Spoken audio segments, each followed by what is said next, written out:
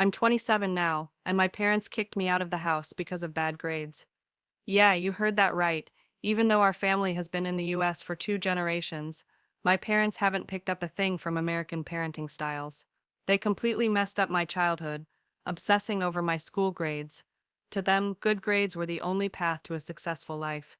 To make matters worse, my sister, who's a year older, was the star student in her class. They constantly compared me to her, both at school and at home. In elementary school, things weren't so bad.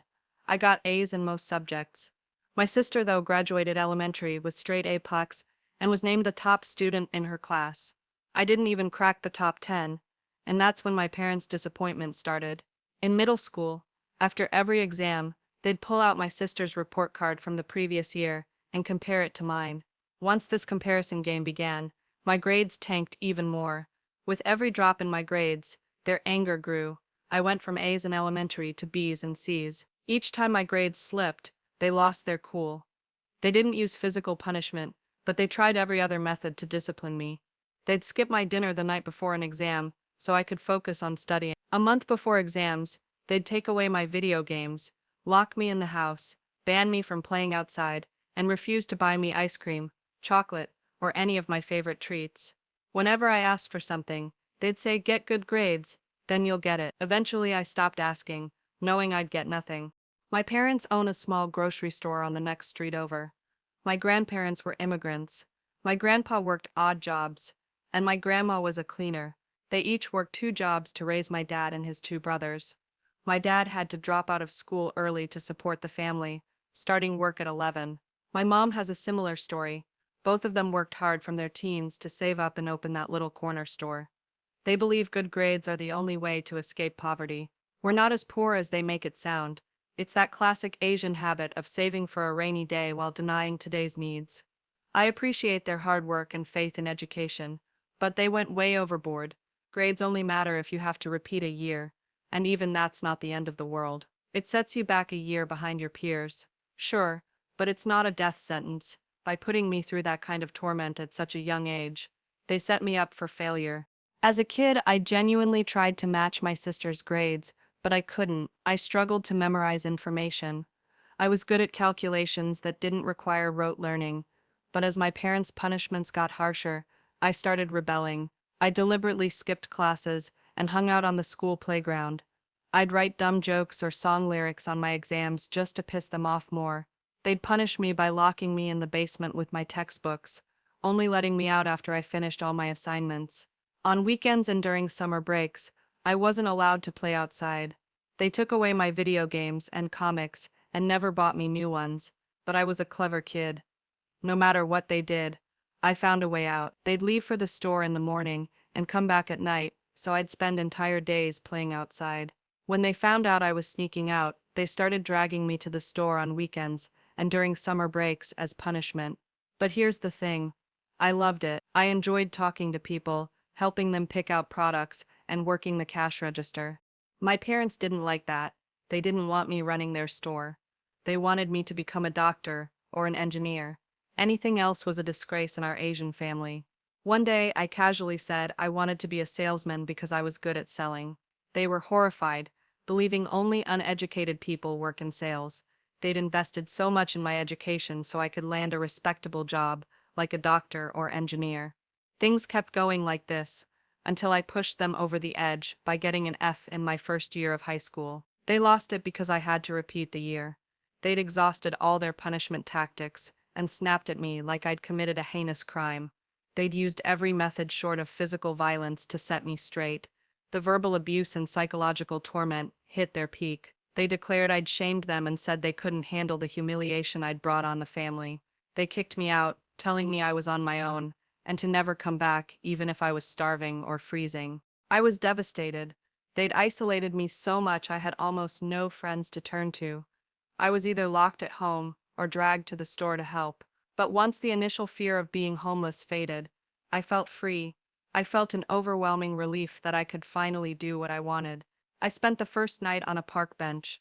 The next day, I went downtown to look for a sales job. I knew I was good at it.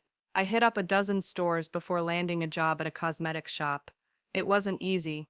I had no qualifications or experience, but the owner desperately needed staff. He asked me to sell an expensive lipstick to a customer who came in for face cream. Somehow, I pulled it off.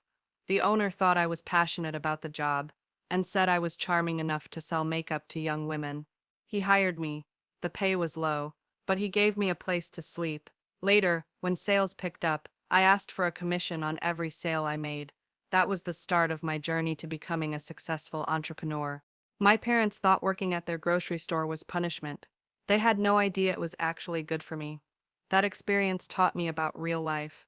It's a shame they never saw my potential or realized practical experience is way more valuable than memorizing textbooks. After that, I bounced between jobs, chasing better pay. One employer even offered to cover my college tuition, but I turned it down. I had a different goal: starting my own business. At 21, I founded a company that provides sales services for small businesses. We close deals for other companies, generating sales and revenue for them, and they pay us hefty commissions.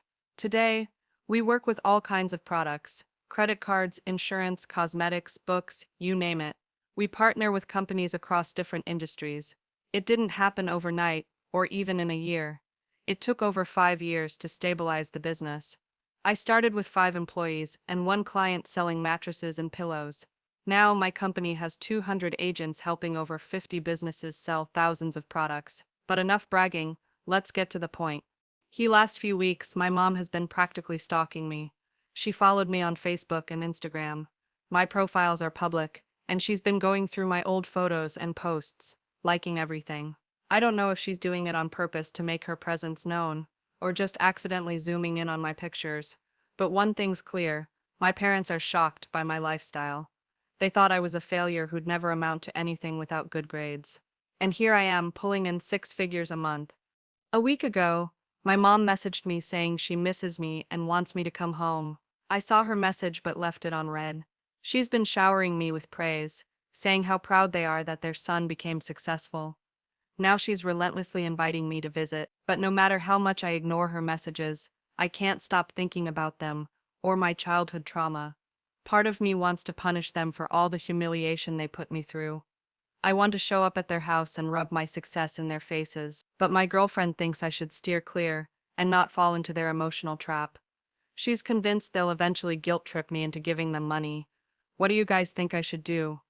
Alright, let's pause this video, go like and comment, and we'll move on to the update. Update 1. Things get interesting. Hey everyone, this is gonna be good.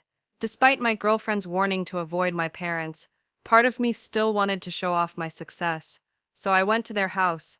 My dad wasn't there, but my mom and sister were waiting for me. Dad still doesn't know about my success. He thinks I'm making money by scamming people and wants nothing to do with me. My mom apologized, saying I suffered because of my dad's old school belief that grades are everything. Funny how she made dad the scapegoat when she was just as bad, if not worse. I pointed out that she was stricter with punishments. She brushed it off, saying she was just following dad's orders like a good wife. When I pressed her, she laughed and said it's ancient history, and I should let it go so we can reunite as a happy family. Happy family? Yeah, right. I asked my sister how she's doing. She said she finished her master's in literature but is struggling to find a teaching job because of poor communication and social skills. I knew why, but I played along and asked why her stellar grades didn't land her a job. She blamed our parents for her failures. She spent her whole life locked away, studying to please and impress them. It wore her out. She's a year older than me, so I know how isolated she was in school. She had almost no friends because mom wouldn't let her make any, claiming most kids were bad students who'd be a negative influence. See the problem? Despite all her hard studying, she can't find work. Even if she's qualified, her lack of social skills holds her back. Seeing how her life turned out, I'm glad I was a rebel.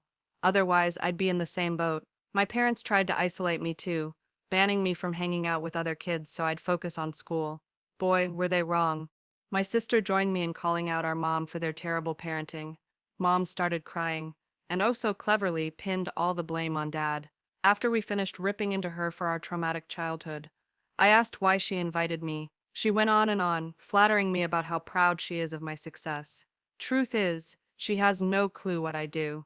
As I've said, for Asian parents, success means being a doctor, engineer, or at the very least, working a high-paying bank job. They don't get entrepreneurship. To them, running a business is the same as running their little grocery store, which they see as low class. Being in that house brought back so many memories of my parents telling me I'd end up a loser on the streets. They even convinced me something was wrong with my brain, because I couldn't get straight A pass. Oh, I almost forgot. They once dragged me to a therapist because they thought I had focus issues with school. After a couple of sessions, the therapist chewed them out for putting too much pressure on me, and said I was perfectly normal with age-appropriate intelligence. My girlfriend bet me that mom invited me to ask for money. She lost because mom hasn't asked yet, but her behavior screams that a money request is coming. Now every time mom's name pops up on my phone, my girlfriend bets $1 the message will be about cash. I've won every time since mom hasn't mentioned money, but I think I'm about to lose. She just invited me to a family dinner this weekend. I know she's setting up a perfect picture before asking for something. I got a text right before this post saying she's hosting a dinner for me. I'll share an update in my next post. Update 2. Sweet Revenge. Hey everyone, I got my sweet revenge on my parents. I doubt they'll ever call me again after this humiliation. In my last post, I mentioned mom's dinner invite. I replied that I was busy and couldn't make it. Yeah, I deliberately played hard to get. When she kept pushing, I asked my mom why she's being so nice when dad still thinks I'm making money illegally. She said dad's organizing the dinner as a gesture of reconciliation. She claimed he's proud of me and wants to apologize in person. I pressed her, "What do you mean organizing? It's just the four of us, right?" She replied, "No, we invited close friends and relatives who live nearby." I said, "Of course I'll come." I couldn't have asked for a better chance to get revenge for my childhood trauma. Mom asked me to wear my best clothes and show up on time, but the rebel in me woke up. I threw on a sports sweatshirt, hiking shorts and a cap, and showed up 2 hours late. For Asian parents, that's a disaster. Showing up in shorts to an event is practically a crime. Mom called me non-stop, but I didn't answer. I just sent a couple of texts saying I was running late. No explanation. I'm sure it pissed them off. They're obsessed with looking perfect in front of everyone. If guests were coming over, they'd spend at least 2 days cleaning every corner, planning the menu, and arranging every item just so. They'd serve food on the finest china, and if guests stayed over, they got the best bedding. They call it a culture of hospitality, but sometimes they go overboard chasing social approval. They booked an entire rooftop section at a restaurant for this dinner. When I strolled in dressed so casually, I got immediate looks of veiled disapproval. Since I earn more than anyone there, those looks were masked with fake smiles of approval. My parents were annoyed too, but hid it. They hugged me and raised a toast in my honor, singing my praises. It was the first time Dad ever hugged me. The room was packed, and for a moment I thought I could just grit my teeth, eat, and leave. But the way my parents took credit for my success pushed me over the edge. They bragged about my achievements, my lifestyle, my fancy stuff, and worst of all, claimed all the credit for raising me to be a good person. My aunt chimed in, "Didn't you kick him out of the house?" I burst out laughing, clapping for her boldness. My parents' faces turned red with embarrassment, but they quickly recovered, saying it was their way of setting me on the right path, and that their punishments were why I succeeded. I lost it when they said that. I snapped, "Oh, sure, guys. I owe all my success to my toxic parents. You know the best decision you ever made for me? Kicking me out to live on the streets." "Yep, that's right. You're so confident you always knew I'd make it." Funny, because I remember a different story. Weren't you the ones saying I'd end up a homeless drunk? Or worse, a criminal? Wow. Remember how you banned me from family vacations for bad grades? You locked me in the house for a whole week, with barely any food. You trapped me in the basement with no ventilation for hours, forcing me to study, right? All that was necessary to make me better. Maybe everyone here should do the same to their kids to make them successful. There's the secret recipe, folks. It was a full-on monologue. All the resentment and pain I'd bottled up for years just poured out. Mom tried to interrupt, but I brushed her off and kept going. My sister tried to calm me, rubbing my arm, but I was unstoppable. My parents were crying, and honestly, I think they'd rather have died than face that humiliation in front of the whole family. But I didn't give a damn about their reputation. My sister was standing there sobbing too. Some of you might wonder why I'm so kind to my sister when she never stood up for me as the older sibling. I don't blame her at all. She was just a kid, like me, only a year older. Our parents did more damage to her than to me. At least I could rebel, sneak out, play, and eventually build a better life. She lost all independence, obeying them. She missed out on her childhood. Even now, she struggles with low self-esteem and still lives with our parents. I offered her a job at my company. She even took some personal development courses, but they didn't help much. I suggested she start working for me to build communication skills. Then she can find a career that suits her. I've completely cut ties with my parents. I told mom never to contact me again, and admitted I only talked to her for revenge. I blocked her. I plan to keep in touch only with my sister. She praised me for humiliating our parents, saying it was the best revenge because they care about nothing more than their image as perfect parents. After that dinner, some relatives and friends reached out, expressing regret for what I went through. I told them I didn't share the truth about my parents to get pity. I just wanted everyone to know that pressuring kids over grades does more harm than good. My sister and I are living proof of bad parenting. That's the end of the story. Drop your thoughts in the comments. My take? The parents are nuts, and the author's a champ for pulling off this revenge. But I don't fully agree with his stance that this parenting style gets no results. I think it can work, and the author's a prime example. There are probably tons of cases where kids from strict families succeed. After all, what did his parents want? For him to succeed, and he did, though in quotes, because his childhood was ruined. But he succeeded in the eyes of the public, and his parents was all that success and money worth it? That's unclear. Maybe he's just a broken person with cash. Do the money and success make him happy? We don't know. Share your thoughts in the comments. Do you agree with me? Also, check out our previous video linked here, and good luck.